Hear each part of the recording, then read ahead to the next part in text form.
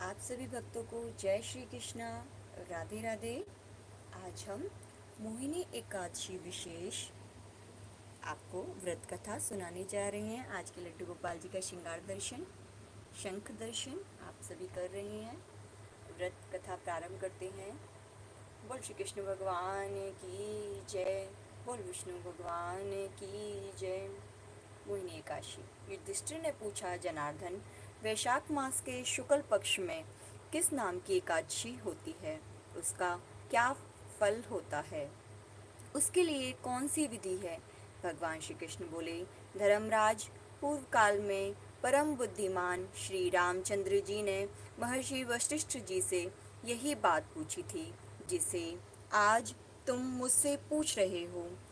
श्री श्री राम ने कहा, भगवान जो समस्त पापों का क्षय तथा सब प्रकार के दुखों का निवारण करने वाला व्रतों में उत्तम व्रत हो, उसे मैं सुनना चाहता हूँ।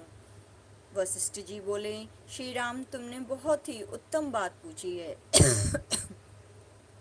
मनुष्य तुम्हारा नाम लेने से ही सब पापों से शुद्ध हो जाता है, तथापि लोगों के हित की इच्छा से मैं पवित्रों में पवित्र उत्तम व्रत का वर्णन करूंगा।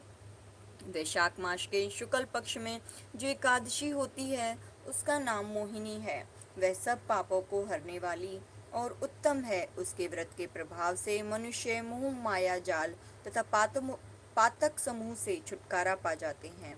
सरस्वती नदी के स्मरणीय तट पर भद्रावती नाम की सुंदर नगरी थी। वहाँ घृतिमान नामक राजा, जो चंद्रवंश में उत्पन्न और सत्य प्रतिज्ञ थे, राज्य करते थे। उसी नगर में एक वैश्य रहता था जो धन धान्य से परिपूर्ण और समृद्धशाली था। उसका नाम धनपाल। वह सदा पुण्य कर्म में ही लगा रहता था। दूसरों के लिए पौशला यानी कि प्याऊ, कुआ, मठ, बगीचा, पोखरा और घर बनवाया करता था। भगवान विष्णु की भक्ति में उसका हार्दिक अनुराग था। वह सदा शांत रहता था। उसके 5 पुत्र थे, शुम्ना, घृतिमान, मेधावी, सुकृत और दृष्टबुद्धि। दृष्टबुद्धि 5वां था। वह सदा बड़े बड़े पापों में संलग्न रहता था। उसके जुएं आदि दुर्व्यसनों में उसकी बड़ी ही आसक्ति थी। वह वैश्यों से मिलने के लिए ललाहित रहता था। उसकी बुद्धि न तो देवताओं के पूजन में लगती थी और न पितरों और ब्राह्मणों के सत्कार में। वह दुष्ट अनन्य के मार्ग पर चलकर पिता का धन बर्बाद किया करता था। एक दिन वह वैश्य के गले में बाँह डाले चौराहे पर घूमता देखा गया। तब पिता ने उसे घर से निकाल दिया और बंधु बांधवों ने भी उसका परित्याग कर दिया। अब वह दिन रात दुख और शोक में डूबा और कष्ट पर कष्ट उठाता इधर उधर भटकने लगा। एक दिन किसी पुण्य के उदय होने से वह महर्षि कौंडिन कौंडिन्य के आश्रम पर जा पहुंचा। वैशाख का महीना था।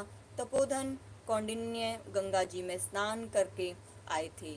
दृष्टबुद्धि शोक के भार से पीड़ित हो मुनिवर कौंडिन्य के पास गया और हाथ जोड़कर सामने खड़ा होकर बोला, ब्राह्मण द्विजश्रेष्ठ, मुझ पर दया करके कोई ऐसा व्रत बताइए जिसके पुण्य के प्रभाव से मेरी मुक्ति हो जाए। कौंडिन्य ऋषि बोले, वैशाख के शुक्ल पक्ष में मोहिनी नाम से प्रसिद्ध एकादशी का व्रत करूं। मोहिनी को उपवास करने पर प्राणियों के अनेकों जन्मों के किए हुए मेरु पर्वत जैसे महापाप भी नष्ट हो जाते हैं। वशिष्ठ जी कहते हैं, श्री रामचंद्र जी, मुनि का यह वचन सुनकर दृष्ट बुद्धि का चित्त प्रसन्न हो गया। उसने कौंडिन्य के उपदेश से विधि पूर्वक मोहिनी एकादशी का व्रत किया। नृपश्रेष्ठ, इस व्रत के करने से सब निष्पाप हो जाते हैं और दिव्य देह धारण कर गरुण पर आरूढ़ होकर सब प्रकार के उपद्रवों से रहित श्री विष्णु धाम को चला गया। इस प्रकार यह मोहिनी का व्रत व्रतों में अति उत्तम है। इसके पढ़ने और सुनने से सहस्त्र गोदान का फल प्राप्त होता है। बोल श्री कृष्ण कन्हैया लाल की जय। बोल लड्डू गोपाल जी की जय। आप सभी को एकादशी के व्रत की हार्दिक शुभकामनाएं। आप सभी का दिन मंगलमय हो। बोल श्री राधे राधे।